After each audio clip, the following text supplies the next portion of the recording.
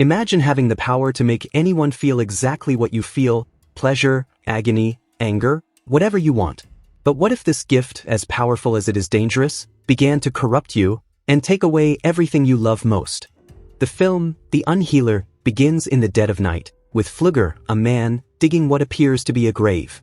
Suddenly, a bolt of lightning strikes him, throwing him against his truck. Shaken but smiling, he retreats.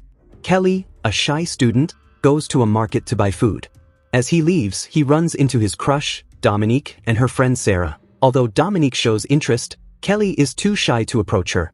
Kelly has an eating disorder that causes him to ingest inedible objects. Some school bullies, Nelson, Reed, Tony, and Brad, catch him and start to ridicule him. Dominique tries to defend him, but they throw him headfirst into a dumpster while they film it. Fortunately, the store owner stops the incident. At school, Kelly's disorder worsens. He lives in a trailer with his mother, Bernice. We also meet Red Elk performing a ritual. A doctor visits Kelly, suggesting that he see a specialist, as his problem is mental. Flugger convinces a group that he can cure any disease with his hands, for a fee. A woman with a leg problem agrees to be cured and Flugger touches her knee.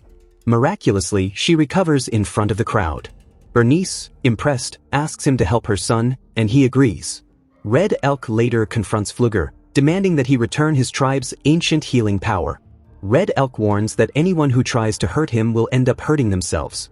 Flugger refuses and leaves with Bernice. When they arrive at Kelly's house, Flugger insists on being paid before helping him. He touches Kelly, but feels sick and goes to the bathroom. Flugger returns and smokes. When he touches Kelly again, he drops the cigarette on the boy's chest, burning him. He then experiences all of Kelly's illnesses and dies suddenly. Kelly suddenly recovers and, for the first time in years, tells his mother that he is hungry. Bernice notices that the burn on Kelly's chest has disappeared and is amazed. The next morning, Kelly accidentally cuts his finger, but the wound heals instantly. He tells his mother, but she does not fully believe him, only glad that his disorder seems to be cured. Later, when Kelly's bike breaks down, he runs into Dominique again, who comments on how different he looks. As Kelly turns to leave, Reed appears and attacks him, but each blow bounces off Reed, scaring him enough to make him run away. Back home, Kelly tells his mother that he has found a job. Suddenly, there is a loud knock on the door. It was Gus, Nelson's father and the school coach. He demands to know who hit his son. Kelly explains, but Gus doesn't believe her, which angers Bernice, who slams the door in his face.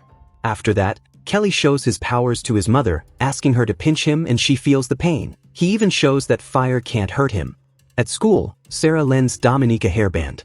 Kelly, who is behind Dominique, notices the hairband that fell in front of him. He picks it up and returns it, but before doing so he eats the label on the hairband.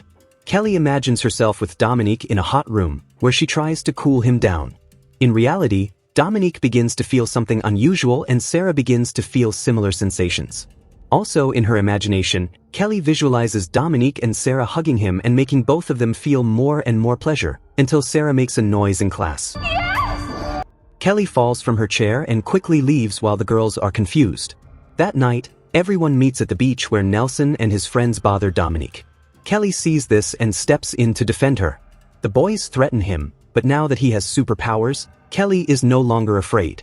Gus tells his children to back off, but also warns Kelly about what he will do when he finds out what happened. An angry Kelly grabs his bike and drives away. Brad and his friends follow in his sports car, trying to scare him by driving too close to the boy. At one point, Kelly falls off his bike and is hit by the car, but it is Brad who suffers the injuries. Shocked, the others jump out of the car and try to call an ambulance, but they run away when they see Kelly unharmed, leaving Brad behind. Later, Kelly changes her shirt, realizing her wounds are healing instantly. Dominique and Sarah find the abandoned car on the side of the road and see Kelly without a scratch. He explains everything to them. Eventually, the police arrive with Kelly's mother, Bernice, and the sheriff questions the group, who falsely claim that Kelly caused the accident by stepping in front of the car. The next morning, Dominique gives Kelly hints about asking her to the movies, but he doesn't get it, so she basically ends up asking him. Meanwhile, Nelson and his friends plot revenge. That night, Kelly is with her mother, who is feeling ill, so he goes out to get her medicine. The bullies wait outside her trailer, and as soon as Kelly leaves, they put their plan into action.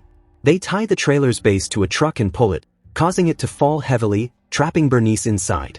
The impact causes a gas leak, and moments later, The trailer explodes with her still inside. Kelly pulls her mother from the flames, but it is too late. Later, at the hospital, the sheriff returns Kelly's belongings. Red Elk asks the sheriff for help in retrieving a power he says belongs to his people, but the sheriff doesn't believe him. Afterwards, Kelly runs to Flugger's grave, with Dominique following him.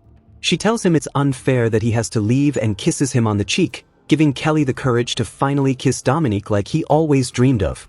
However, she realizes that Kelly was behind the strange experience she had in class that day, so she says goodbye and leaves. Kelly eats one of the leaves on Flugger's grave, but immediately vomits. Sarah, who is watching from a distance, sees the whole thing.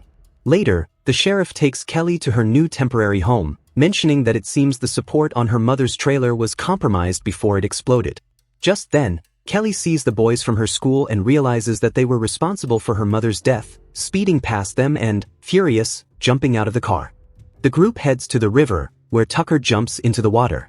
Kelly finds his clothes, eats a piece of his shirt, and uses her power to choke him and make him drown. Nelson pulls Tucker out of the water, but it is too late. They see Kelly standing near his clothes. Kelly is about to confront the next guy, but the sheriff arrives, forcing Kelly to escape.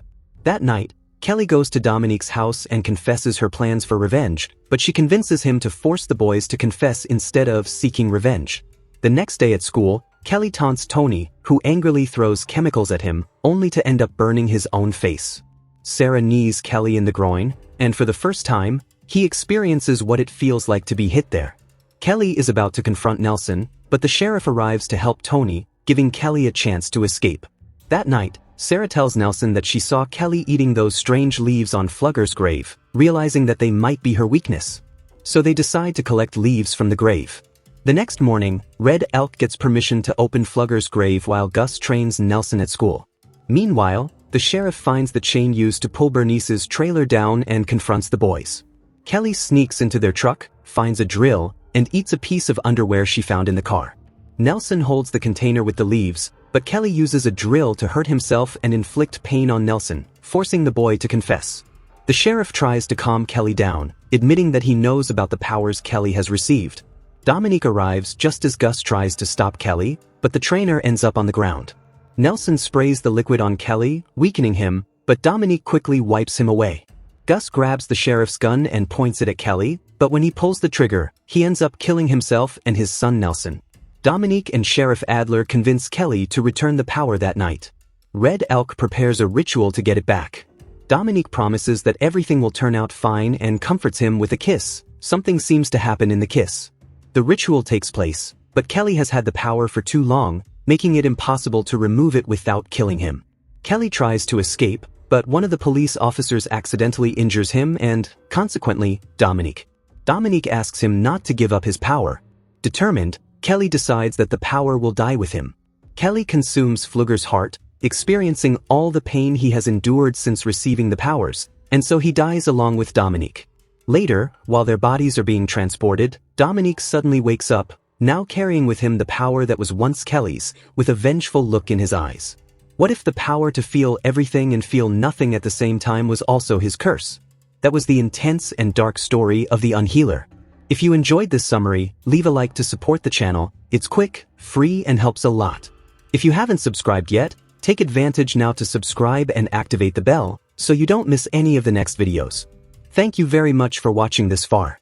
See you in the next video. See you then.